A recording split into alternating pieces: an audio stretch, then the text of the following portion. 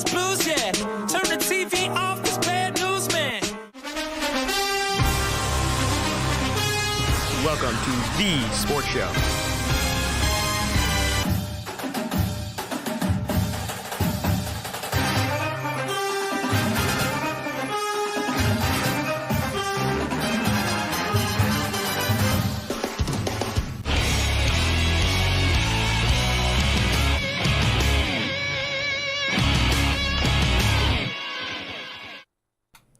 Good morning and welcome to The Sports Show here on Lake Effect Radio and streaming live at lakeeffectradio.org/studio. I'm your host, Ryan Kirby.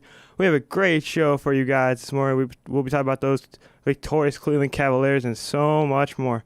But before we start talking about those victorious Cavaliers, I want to let everybody who is listening either in Breakers or home know that you can join the conversation by tweeting at me at Ryan_Kirby19 on Twitter. That's Ryan with a capital K, or Ryan with a capital R, _ Kirby with a capital K 19 on Twitter. And I want to talk about those victorious Cleveland Cavaliers as they beat the Charlotte Hornets 113-89. Jordan Clarkson led the Cavs with 24 points. Rookie Colin Sexton added 16 points and 5 rebounds. Last night was the first game that the Cavs unveiled their new City Edition jerseys and the new floor. Now the jerseys and court are a tribute to the 1980 Cleveland Cavaliers. I don't know if you guys probably remember that. The old orange and blue. Mark Price wore those colors. Brad Daugherty, Craig Elo. The list goes on and on. From those years, at the old Richfield Coliseum, and then also at the old Gund Arena now called the Q. So they unveiled those last night. They actually, personally, I thought they were pretty nice. I mean, it brought back the memories of the shot, that Michael Jordan hit over Craig Elo at the Richfield Coliseum, the old orange and blue, jerseys and that whole thing. And I know some people may think, they're a little, they may be a little ugly, but to be honest with you, they're pretty nice, I must say. And I mean, for the Cavs, to go out and win with those jerseys, I feel like this is like the new black jerseys, if you will. When the Cavs had those, the T-shirt jerseys. They won an NBA championship with those. Maybe this is maybe they'll start winning games with these jerseys. Who knows? They may wear them more and more as the season goes on. I mean, they're going to wear them for 2 games this year. We already know that. So they may wear the jerseys for games to come. If they win the 2 games that they're wearing them for. The first game being last night against the Charlotte Hornets. But I mean, you look at the Cavs. I mean, they really bounced back. I mean, they had the lead most of the game, from the opening tip. I mean, it was nice to see that, guys going and scoring and just, I mean, winning a game. I mean, they're 2-11 now.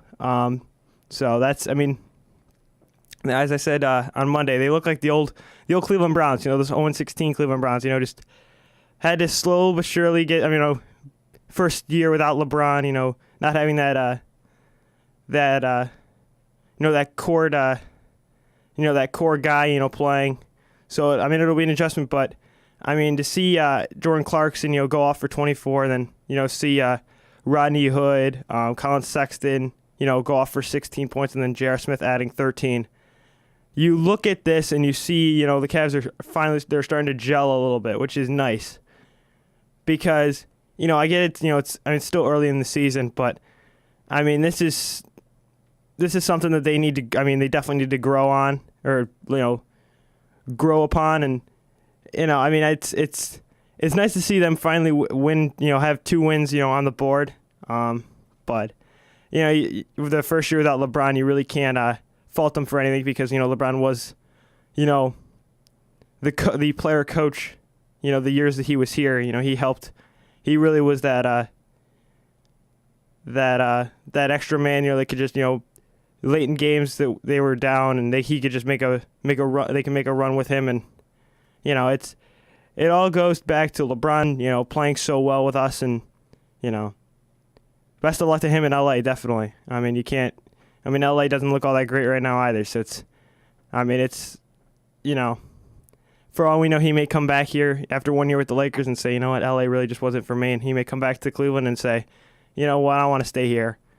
But, that'll be his decision, and, we won't find out about that until close to the end of the year. So I think we just got to hope that the Lakers keep losing games and don't have a winning season and don't make the playoffs, because if they don't do that, LeBron will be coming back to Cleveland, and we may see more championships in Cleveland if that happens. So now I want to get to another topic, and that is the college football playoff rankings. Those came out last night, the Week 12 edition of the college football playoff rankings. It really didn't change all that much. As of same as last week. Alabama at 1, Clemson at 2, Notre Dame at 3, and Michigan at 4. Now there was a shakeup. So UCF went up a spot. Texas also went up 4 spots. I believe they were at 20. What was it? 22, I think. Let me take a look at that.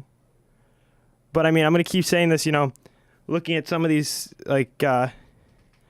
some of where the team, they went up. No, they went up 1 rank. UCF went up 1 rank, and then Texas went up. Let's see, Texas was at 19. They're now up at. Let's see, where are they at now? Let's see here. They are now at. Let's see. So they went up 4. Yeah, they did go up. Yeah, they went up 4 spots. So Texas went up 4 spots. And then UCF went up 1 spot. They were at 12. They went up to 11. So. You look at that and you see, that there's still, the 3 unbeatens in the top 3, and then you've got the only 1-loss team, which is Michigan. And I'm going to keep saying this over and over again. The 1 loss that Michigan has was to Notre Dame in the beginning of the year. So, and, there's going to be a big talk about, will the Michigan-Ohio State game have a huge effect on who makes it to the Big Ten championship game to take on Northwestern? Because you look at the Big Ten East, there's a lot of, Michigan's, up there, but, it's really not, there's really a lot of speculation as to what will happen with that and how Ohio State, if they can, they're up at 10 now, but can they make that push, towards the end of the year? They're playing at Maryland this coming week. Their biggest problem right now is one and one thing only. What's that? They need some help. With what? Knock off the people in front of them, dude. So like if let's say Notre Dame falls, Michigan falls, right? Now that's the other thing, is that Notre Dame actually takes on Syracuse at Yankee Stadium in a neutral site game Saturday night. So if there's and also, you look at some of the games. It's looking like it's going to be a great finish to the year. You look at some of the games. You look at Ohio State beating Michigan State. It was just it. Some of these games, the Notre Dame Syracuse game is going to have a big effect, but there's also going to be that, as I said before, the shakeup with the Big Ten East. If Ohio State keeps winning and Michigan keeps winning, there's going to be that, okay, the winner of the Michigan-Ohio State game will play for the Big Ten championship. And if Ohio State wins, they're in. And in my opinion, if they can beat Northwestern, which I don't think they faced them this year, but if they can do that. They didn't. I could see them in the playoff, because if you look at, I don't think there's any automatic bids as far as conference championships are concerned with the college football playoff, but I feel like the college football playoff committee should include that, because just like the NCAA tournament in basketball, they have those.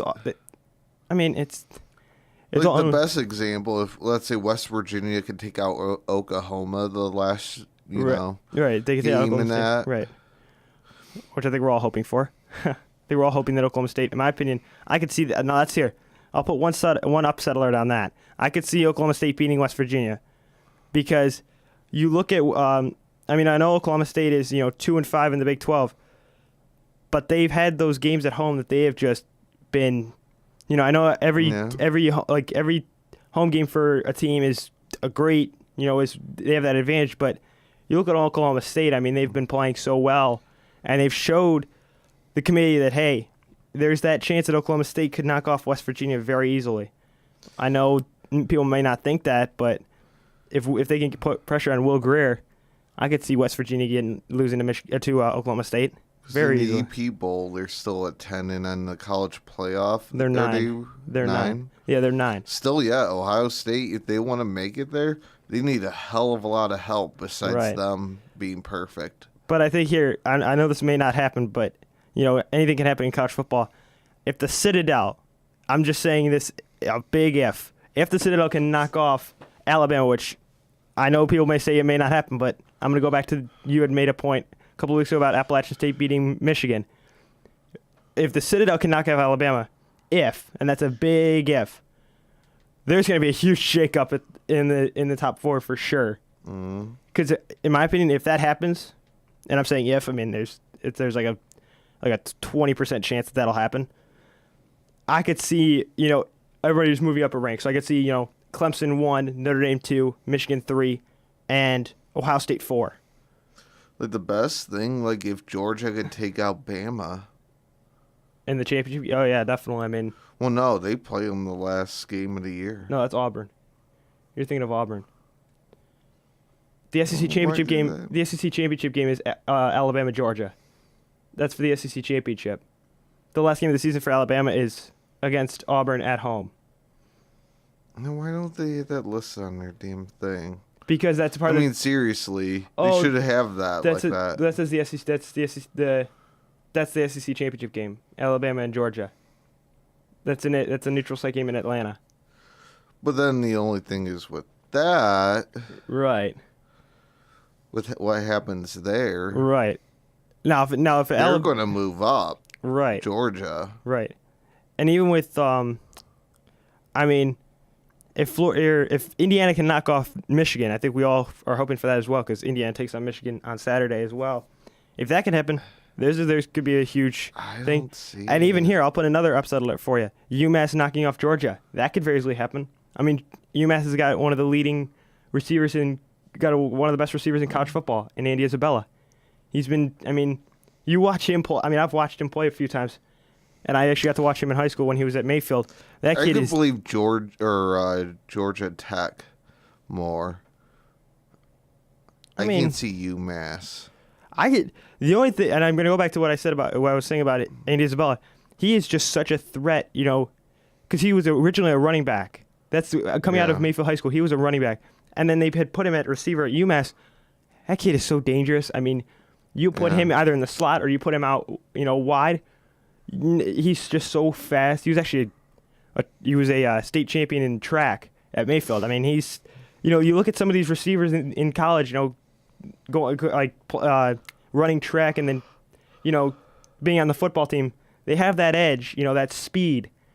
And you look at him even. I mean, I can't see the Georgia corners running with him at all. To be honest with you, I know I may sound stupid by saying that, but watching him play against some of the best, Georgia, look out. I mean, I can't see UMass pulling them off. Hey, look here. I'm gonna go back to what you said a couple weeks ago about Appalachian State knocking off Michigan. Did anybody ever think that was gonna happen? But it happened. UMass is, really mediocre. They could be considered like a junior college mediocre, or I want to say mediocre, but that good compared to Georgia. So, look at Appalachian State and Michigan. Michigan was way up there, and Appalachian State was way down here. And what happened? I know, but you think Massachusetts and that, they don't get big. Here and there, Appalachian, they put out some good college. Name me one person from them that went to the NFL that was a great player. I know, I'm struggling on that. Right. I mean, I'll name you someone from the FCS. I'm just thinking that aspect. North Dakota State. I'll name you one player from North Dakota State. Carson Wentz. Where is he? He's the starting quarterback for the Philadelphia Eagles. But, seriously, Massachusetts, name me one person. Nobody. But there's one person that can. It might be one, but I can't think of it. There's one upcoming person. That's Andy Isabella. Period. It takes more than just one person. I know that. But I'm saying, look at the teams they've faced, and they've actually hung with good teams. They've hung with good teams. They've hung with Florida. They've hung with LSU. The teams that they've faced that they've played, Florida, they've hung with. And I'll bring up another big matchup because I was just about to talk about UCF.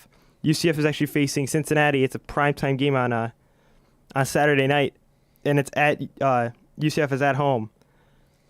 If UCF can stay undefeated, and if they can beat Cincinnati, I feel like that is another big game that they have on their schedule is Cincinnati. If they can beat Cincinnati, I could see them up in the top 10. What, US? UCF, University of Central Florida. They're never going to make the playoffs.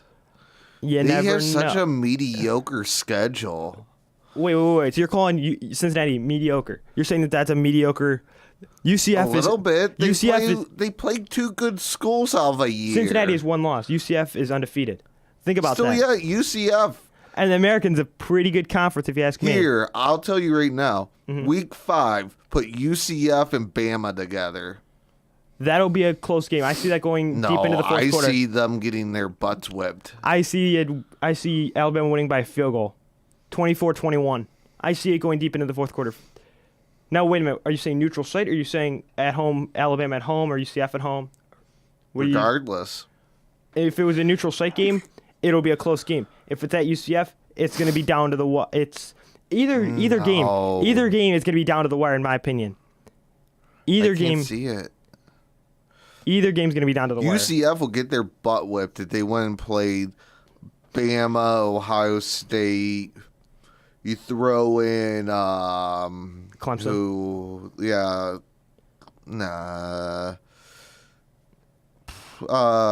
Let's say LSU and But I could see them hanging with those teams, because you look at Bama. Their strength is the passing game and the running game. UCF is good at the passing game and the running game, and they've got a great defense as well. well, if you give them actually like hello Patty. No, if you give them at least five, 6 games in an entire year, UCF, give them, top, let's say 18 schools in the rankings. So you're Give saying- them and have them play that. So you're I saying- don't see them being undefeated, flat out. So you can't see them beating Ohio State or Syracuse or Notre Dame or Because they don't play those great schools. Whatever at Cincinnati. But Cincinnati, they had They here were- and there, they flourished up, they went down. Right. They're not, those schools are the hard nosed, they're always up in the top 25. Get those schools, have them play it. okay. Guarantee they won't go 12-0.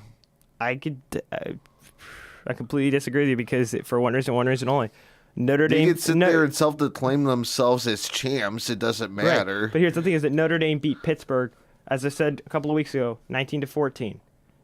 UCF won it 48-16. Think about that. Yeah. Answer that question. I Why? don't think they can handle the pressure going Bama versus them. I honestly don't think. You put Bama But they versus had, them. but they I don't handled the think they can pressure of handle facing. it. But they handled the pressure of facing Auburn on Well, a neutral Notre site. Dame was more down the list than what they are now. But think about this: UCF, and I know this is last year, but UCF beat Auburn. They beat Auburn. You put them up against I'm Auburn not today. convinced because I- of that was just one game, and not believing that was last year. True. I'll I honestly, if UCF wants to be the self-proclaimed champs in that, yeah. play at least 5 of the top 4. 18 schools Now, or could you see- 15 schools. Could you see them? I hanging want to with- see them do that. Then I'll believe it. Could you see them hanging with any of the teams in the Big Ten? Any team in the Big Ten, you name it. Rutgers, Maryland, Although those schools are Nebraska, even. like Maryland. Fine. They're like a 2-star school How about in their Northwestern? program. Northwestern. I'll put that one out there, considering they're in the Big Ten championship game. I think Northwestern would pull it.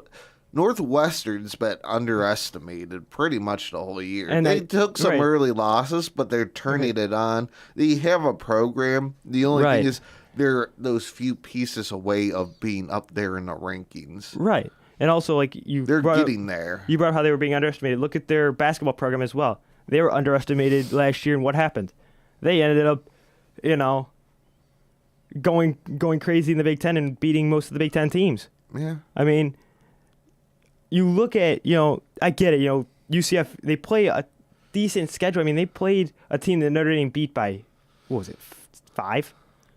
but they blew out the team that Notre Dame beat by 5. And then they have to go and play Cincinnati. Cincinnati is a good football team. They're very good. I know people may say, "Oh no, they're the same conference as UCF. They're not good." But you compare it to Ohio State, Michigan, Right. Penn State. You run down the list of those big schools versus their schedule. Mm-hmm. Their schedule looks mediocre. Now here, I'm going to put this out there. If UCF, I'm going to say this right now. If UCF can beat Cincinnati, they should be considered for a top 5 spot. Top 5.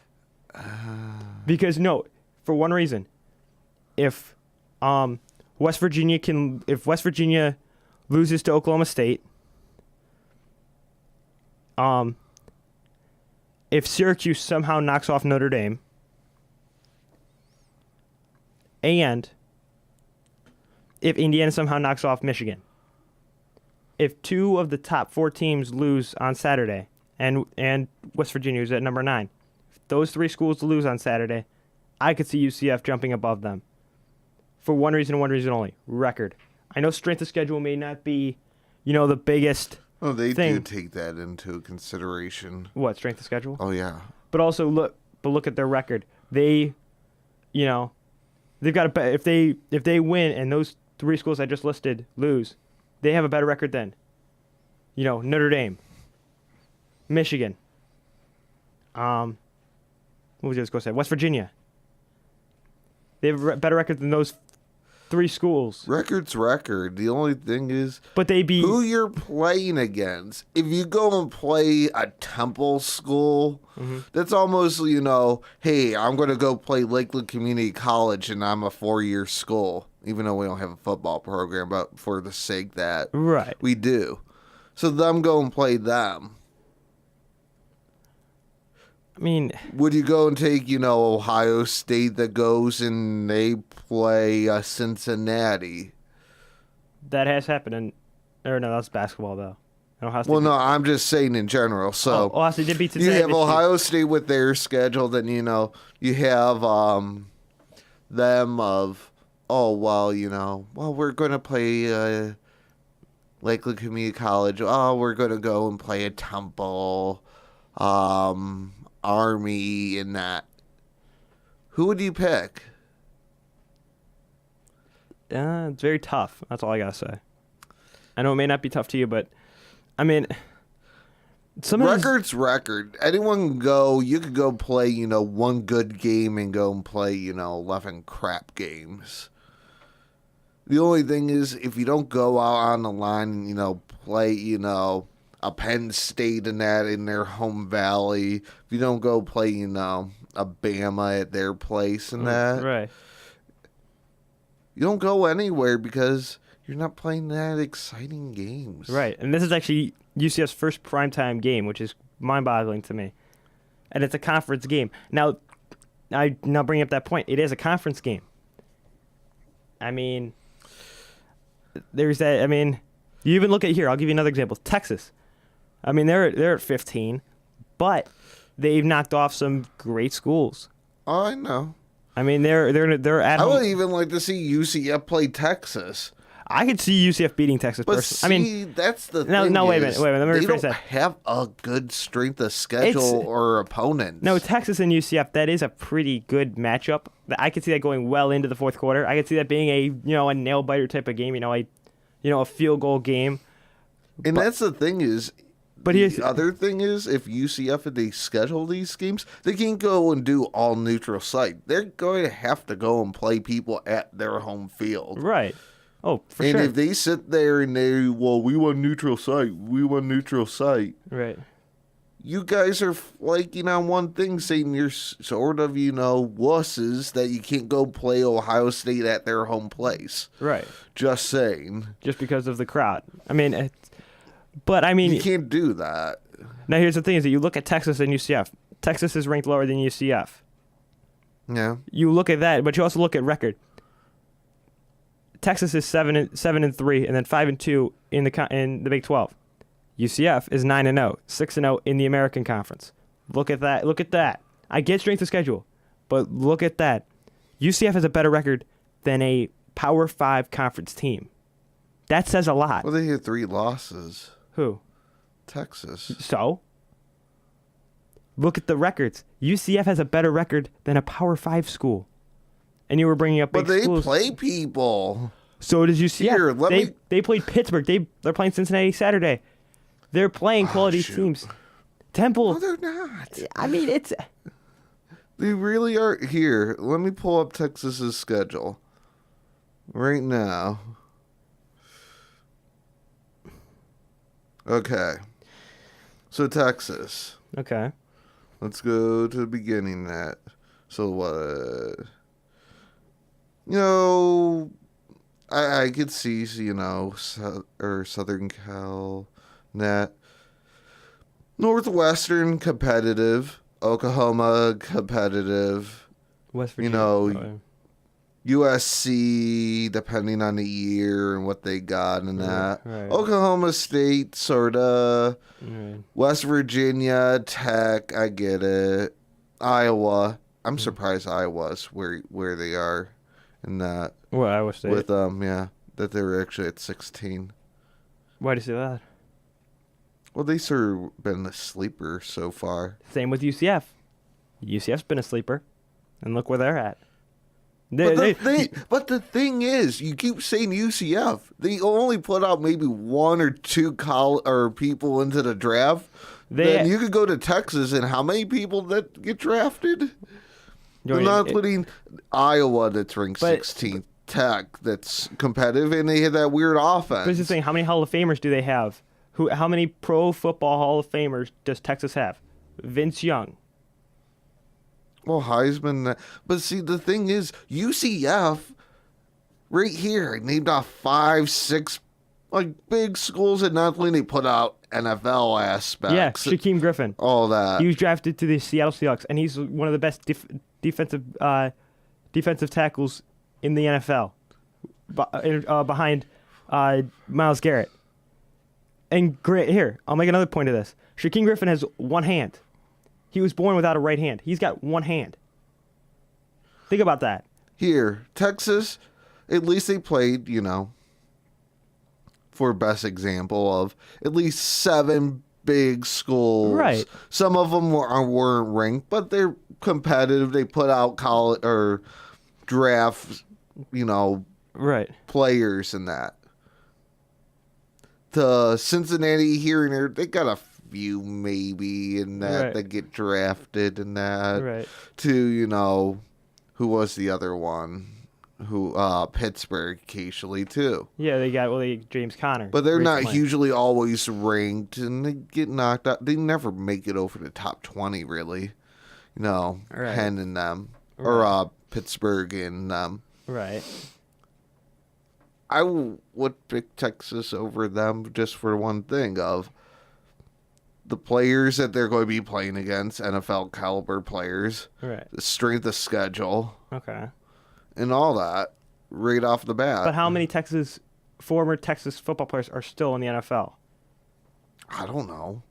I know one, I think, is Colt McCoy, but he hasn't gone anywhere. Oh, they probably have some running backs and wide receivers and all that stuff. True. But I mean, this is what I love is that I love this debating only because you look at some of these teams. I mean, you look at Washington State. They're a one-loss team. They're at number 8. Why isn't there another undefeated team at number 4? Why is there a one-loss Michigan team at number 4? That doesn't. I can't wrap my mind around it. Simply because UCF, because it's the strength of schedule. They don't play that great of teams. I would put anyone that plays at least 7 good games. If they have 5, 6 ranked dudes and they put one that, is competitive, that puts out good talent, Right. and that right. over them playing, maybe 2 good schools and the rest are crap. Right. Okay.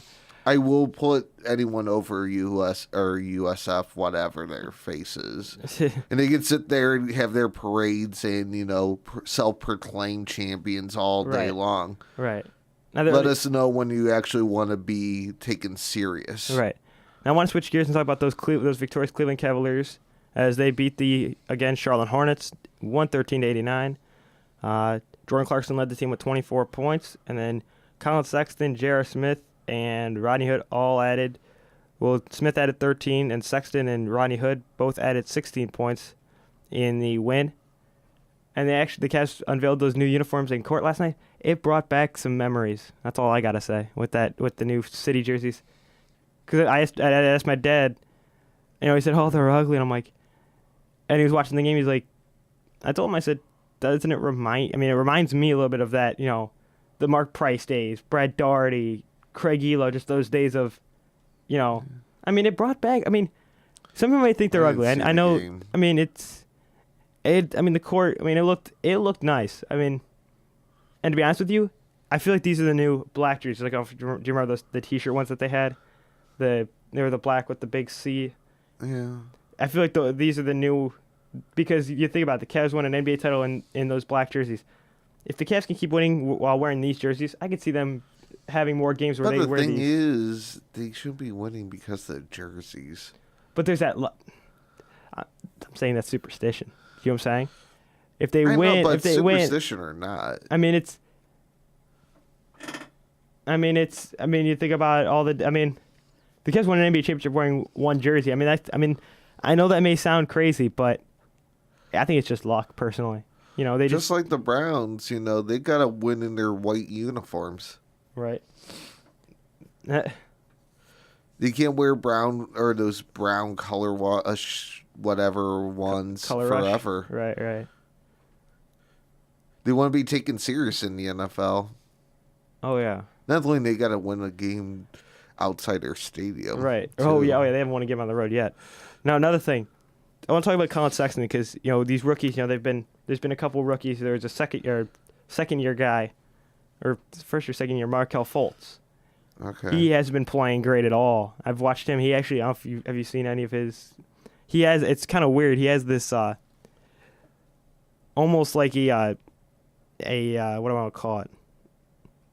Like a twitch in his shot. It's kind of weird but funny at the same time. I mean, they've been trying to fix his shot for so long. I mean, it's kind of funny. Just the way he shoots the ball. I mean, after this commercial. But I mean, it's funny only because, I mean, he moves his elbow in this like weird way here. Let's see if they show the free throw. I think he'll get.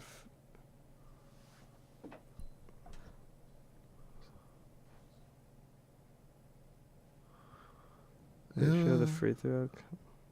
Yeah, I haven't really caught much of the actual Cav games. Okay, here.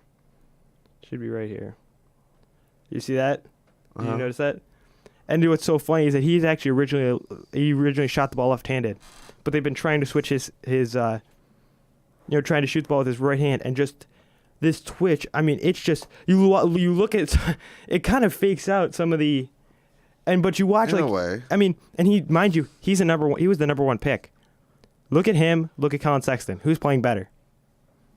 Colin Sexton for sure. Well, you have that one dude in the NFL that bounced on the side, bounced in front of him, then shot the ball for 3 throws. I forgot who the heck that was. What do you mean? They bounced in front of him. They bounced off to the side, came back, then went and shoot it. Okay, I did not remember. Everyone has their little twitches. Right, but it's you look at how he's the number one pick. He's not playing up to par at all. But you look at Colin Sexton, he's looking like a number one pick. I know they were 2 different years, but still. I mean, I get, he's on a better team, the Sixers, having a good record. It takes time for people to develop. But look at Sexton. He was shot out of a cannon. He's just playing. The second half of the year, he could tank. True. There's that possibility. But, I mean, you look at right now. How many games have been played so far? 13. Yeah, it's still really young. True. I mean. Yeah, he could hit a wall in a matter of 2 games. Who knows? True. And I mean, you think about, and I'm going to switch gears. It's almost like offensive linemen or like even like DBs in the NFL. Some of them, they show up. Some of them, they struggle their first year. It's a give and take thing. Right. You know, some people, it takes them a second. Some people don't. Some of them, it takes a year. I don't know. Everyone's weird. No one knows, you know, how well someone will be right off the bat. True. True. Trust me, LeBron James wasn't the great, you know, person in that, you know, when he first took the court his first year. You know, yeah, he wowed and whatever and that, but him really being able to understand the game, minutes, passing, all that, wasn't there. Right. Now, It just takes time. Now, I don't know if you heard this. I want to get to some NFL news. I don't know if you heard, but Hugh Jackson was hired by the Cincinnati Bengals as the. I knew that Monday. Yeah, that was. I just heard about it yesterday. I'm a little bit slow on getting news, but how about that? No, I'm not The shocked. Bengals. I mean, and the Browns are facing the Bengals in 2 weeks. Is it 2 weeks? Yeah. In 2 weeks, and you're gonna see. I mean, I just hope Greg Williams. I hope the Browns beat the Bengals because that shows that hey, we needed a change of scenery. And look at Greg Williams. He's putting out. I mean, and the one thing I love, and I want to, I played the interview for you guys, the post-game press Well, conference. the only huge thing is that we have to our benefit. Yeah. Probably Green's going to be still out.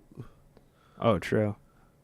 Because he has like 3-4 weeks, whatever, his injury. Right. So that's the only benefit we have going into this Cincinnati game, at least the first one. True. And then I played for you guys the Baker Mayfield press conference on Monday morning, and it was funny to hear, some of these reporters going at Baker, like, was it nice to be on the good side of a good Nick Chubb game?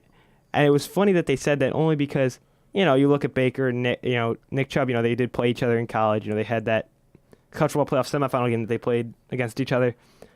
But to see Baker, I mean, in all seriousness, he was very. I mean, it was almost comical to him. Like, hey, come on, you really gonna bring that up? I mean, we just won a game, and he just had We're one. dumb.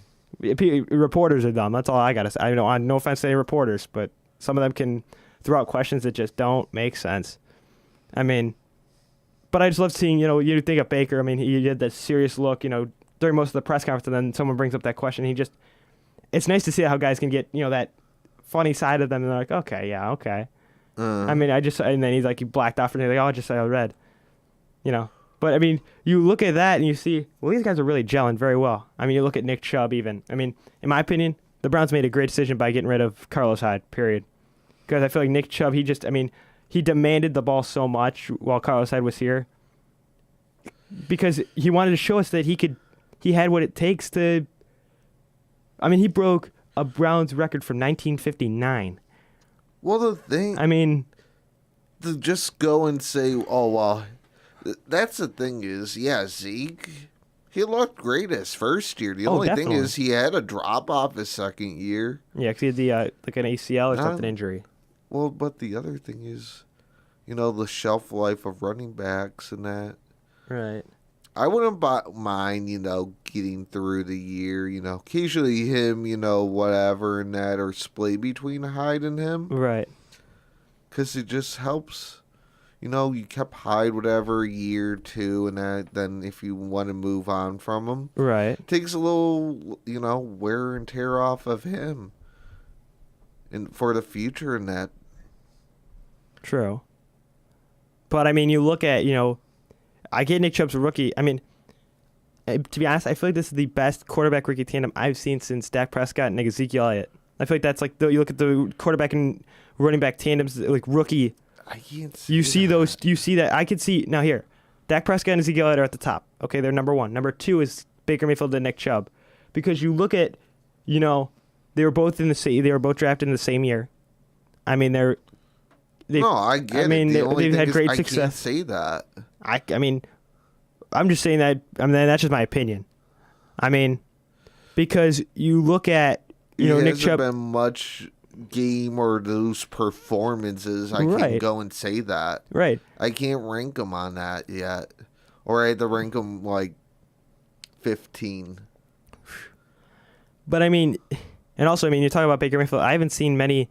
How you were saying, oh, Baker, people are going to be saying, oh, Baker's our savior after a couple games. In my opinion, if the Browns can win the rest of their games from the Cincinnati game on, I could see a statue being built of Greg Williams, for sure, for one reason and one reason only: a possible winning season, but no playoffs. Because if you think about the middle of the year to see, be able to win out.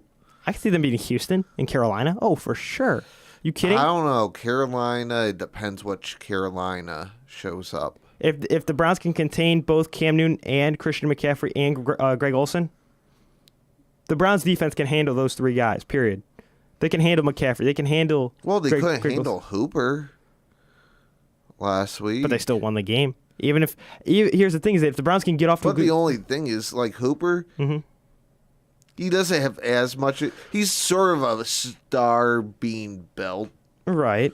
But then you go and put Olsen in that's been around, that knows. Right, but he's injury prone. That's the thing.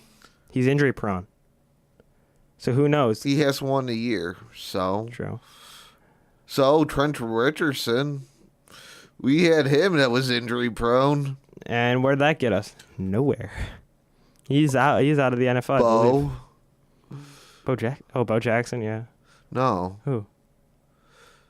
Mr. $8 million we signed to a contract, and he only played like 2 games. Who was that?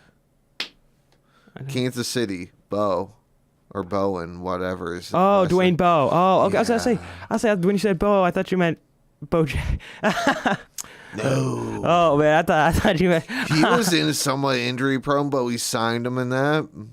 Look how well that worked out for us. Not good at all. I mean, Doesn't matter if you're injury prone or not, and that here Yeah. and there, if you take a risk in that, yeah, you I take mean- a risk. right, He has his one or whatever, and that. right, But then, in a way, I think that he sort of pushed it a little true, too early. Not letting freak things happen. right. But I mean, you watch. I want to go back. I want to go Because back. what happens here, Yeah. best example I'll throw out. Okay. So Mitchell, they're saying he's going to come. I forgot if he broke his wrist or forearm, whatever, and that. Right. So they're saying he's going to be back. I think was it week 15 in that. After that. So if he goes and breaks something again, do you say he's injury prone? Yeah. I mean, yes. It sort of goes in that hand in hand. Right. Now I want to talk about the game on Sunday. The Browns beat the Falcons 28-16. The one thing that surprised me when I was at the game is how good the offensive line was. I mean, blocking for Nick Chubb on that 92-yard run. I mean, you watch that, and then you see. I think this was very funny. You watch Jarvis Landry. He wasn't even blocking the guy. He wasn't even blocking the guy he was supposed to be blocking. He actually just had his hands out. No, so that was Callaway. or Callaway, so he wouldn't get called for holding. How funny is that? That way, because most wide receivers, if they block, the officials will throw a flag and say there was a holding penalty.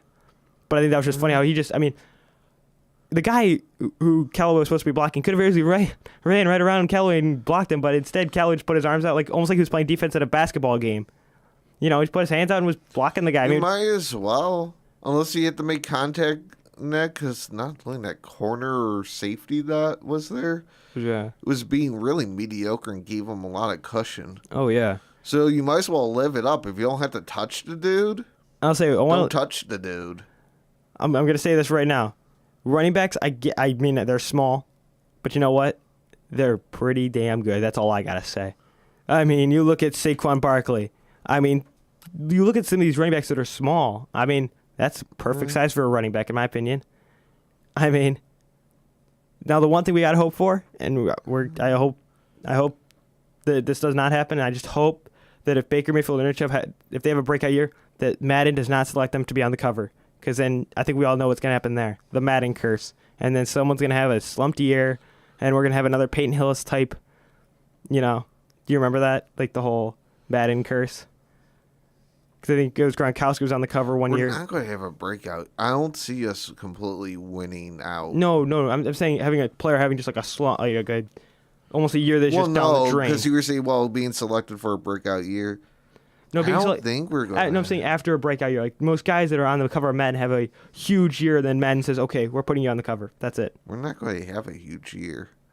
Even Baker May, like I'm saying, one guy like Baker Mayfield, Nick Chubb, Myles Garrett, No, Duke Johnson, Antonio Callaway, Jarvis Landry, any of those guys. I don't think. I mean, if they do, we just have to hope that they don't get selected to be on the cover of Men, because then, as I said We're before, still a little far from that. I don't think see it. I feel like this is a rebuilding year for the Browns. I feel like next year it's. I know. I'm talking about next year, but I could see No one's gonna playoffs. be- That's it. Playoffs next year. It depends. Because if the Browns can get off to a hot start like they did against Atlanta, if they can play a game like they played against Atlanta, they're going to be as Baker said, they're going to be a very dangerous team. No, I mean, I can't even. The huge thing is they have a few people's contracts up. who's They that? have like Gaines. He's a 1-year dude. Higgins is a free or restricted next year. Right. They're not including what pieces they drafted, not including what pieces they bring in free agency. Right. I mean, Baker Mayfield's going to have to resign. It depends. No, because of his rookie- he has a 4-year contract. Oh, he's a four. Wait, Yeah. I thought the rookie contract was only like for No. 2 years. Oh, he's No, a four. I'm saying this offseason. I'm not even saying playoffs or anything. Oh, It okay. depends with the moves. The moves that they depend if they separate with people that are on their last year of their contract this year. Right. Not only what they want to do with free agency, including what they want to do with the draft. Right. Because there's a lot of good guys. coming Those out. are the things. Yeah, Higgins is up. Gaines is up. Cahoon's up. There's some Landry- many no, Landry- keys. no, No, they Callaway. extended them. No, Okay. Callaway, I thought it's like a 3-4 year Right. contract. I see. I thought Baker had like a 2 year because it's like a rookie. You know, the rookie contracts are always No, like it's 2 like years. 3 or 4. Or 3 or 4 years. Okay. Not many of the rookies they do 2-year contracts. Right. But that's the thing. Those things. Right. And even will the Browns, like if the Browns have a good year this year, if they if they win the rest of their games, do you see them signing? Do you see them making Greg Williams the permanent head coach? Do you see them making? I don't. It depends. It depends how they respond. It depends how they can make out. Because here and there they're beat up, Oh yeah. flat out. Yeah. I mean, what's no It secret. depends who responds. Right. What can they do? Right. How can they finish? Right. That depends on that, which that's still TBA. True. I can't say, oh yeah, let's go re-sign Williams or sign him as the head coach. True. But I mean, if I would want to see a few games and at least three before putting out a verdict on Right. that. now I know you were saying, I think it was Monday afternoon, about the whole.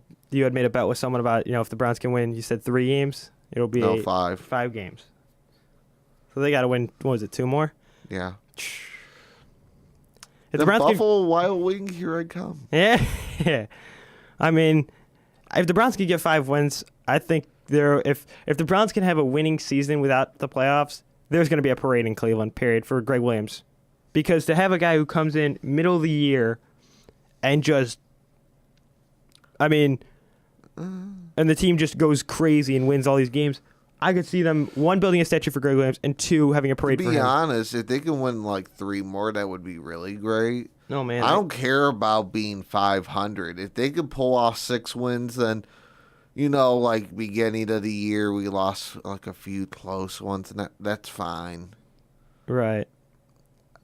I'm not going to whatever. If they win 5, they win 6, let's say, in a year, cool. I'm content with that. It's a big improvement. I could see them compared to going 5. last So they year. have 3 games left. I could see them going 500. Wait, did you just 4, say 3 5. games? 6. Oh, no, they've got 6 games left. Excuse me. Yeah. So let's see. So that'd be 9-6. They'd finish out the year if they were to win the rest of their games. They'd be 9-6. I think that will be pushing it. I could see that If happening. they can go, I mean, if they can go and get at least 3, do you see them going like 6-7 or 6-8? You know, if they can get 3, cool. I'm satisfied with it. No, the only game that I know you were talking about the whole the Panthers game, them losing. That's the only game I could see them losing. But granted, that game's a home game for the Browns. And the Browns are they're pretty decent at home. That's all I got to say. They haven't lost. I mean, they've lost a few games. It depends on what Carolina. Then it depends. Do we have any key defensive injuries or something? It's a lot of depending on that. I can't go lean one way or another on that right now. That week, knowing what's happened in between then and there, yeah, I could actually go out and say something. Then not only what, like, Cam Newton shows up. Right. I mean, the Browns will be taking on Deshaun Watson in Houston. I mean, that'll be a tough one as well. But I mean, it's all in what goes on. And I mean, if the Browns can get 9 wins, there's gonna be a parade for sure. I'm putting that hand. I'm gonna say that right now. It might be a parade. Hell, if they go and win another 3 more games, I could see that. I could see them building a statue for Greg Williams. Period. Because as I said before, you have a guy who came in middle of the year, middle of the week, and goes and is just. I mean, I get these losses and that. But then to beat a Super Bowl contender in the Atlanta Falcons 28-16, I mean, who would? I mean, no, I think this. I mean, it shocked me.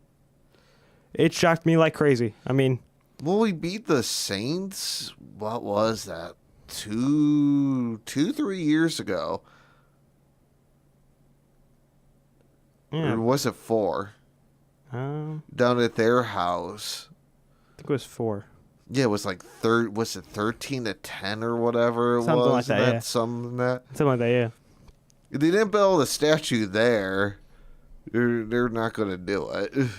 Right, but as I said before, this guy came in middle of the week, middle of the year, and takes a team that is like not doing so great and beats a Super Bowl contender by that much. Whew.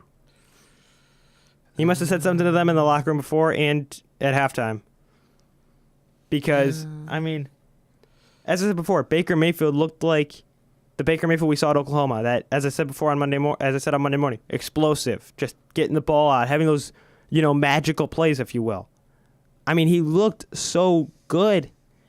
I mean, I hope it translates to the game against Cincinnati. I'm hoping, because if they can do the same thing they did to Atlanta to Cincinnati, well, that's the thing. I mean, he can look good in one game. The only thing that doesn't mean squat. Right. Now, if you can look good in 3 or 4 straight games, fantastic. Wouldn't you call that? Would you say then now Baker Mayfield's our savior if he can win 3 or 4 straight?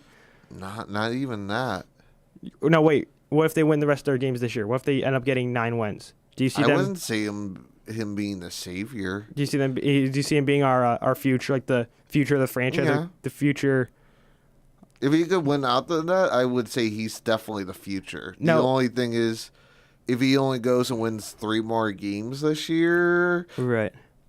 sorta, still, it's only 1 year. Right. But I mean, here, I'm going to put this question out there for all for the viewers and listeners, and I'm going to put this question to you, Jeremiah. Based on these couple of games that Baker's played, do you say that he's better than Bernie Kosar? No. No, I'm saying as far as the start of the year, playing, No. You don't see him being okay. Flat out, no. Reasons? Do you have any reasons? Simple, because he only had 1 game that he actually fully looked like he played. And that was the game against Atlanta, correct? Yeah. What about the game against the Jets? He came in halfway through. So, anyone can go and come off a bench and look whatever. what about the game against the Ravens? Or did he even play? Did he play in that one? Yeah. What about that game? He didn't play he played like crap the first half. Then he turned it on in the second half. Right. Be honest, Mm-hmm. I want to see someone that actually plays a full game, like last Sunday, before I can even compare him to Bernie. Do you see he's You better? know, him, somewhat struggling throwing a ball, whatever, fumbling in that in the first half. Right. Not being able to lead us, 30 to the end zone and that. Right. When he could do that on a good basis, then I can go and compare him. Now, do you think he's better than Deshaun Kaiser or Cody Kessler? The past couple starting quarterbacks for the Cleveland Browns. And I'm also putting this question out to you guys, the listeners and viewers.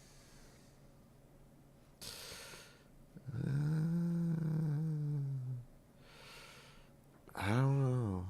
Is that too tough of a question? Well, the other thing is they had more games here and there. Remember about Kaiser had some good performances through games completely. How many wins did he get? How many wins did he produce? But how many games did he actually come and play from first quarter to last? From week Baker, one. I can tell you right now, won. I'd say, okay. That he actually moved the offense all over the field. Right, okay. Baker, there was at least one Foley. Right. Some, or they started falling apart when they got, in the 40 or less of the opposite side heading towards the end zone. Right. The only thing is him, the sort of offense, the person that sort of guides it, hands off the ball on that. Right. They sort of put that on his shoulders. Even though, him throwing for sure, that's on him. Yes. And a little bit wide receivers. Right. But the whole offense runs through him. Right. True. Now I sort of put that on him a little. Right. Now we're about a few minutes away from the 10 o'clock hour, so we're going to wrap it up right now. We thank you once again for listening to the Sports Radio Show here on Lake Effect Radio. We'll see all of you Monday morning for another edition of the morning show. Till then, have a great day, stay warm, and go Browns. Have a great day, everybody.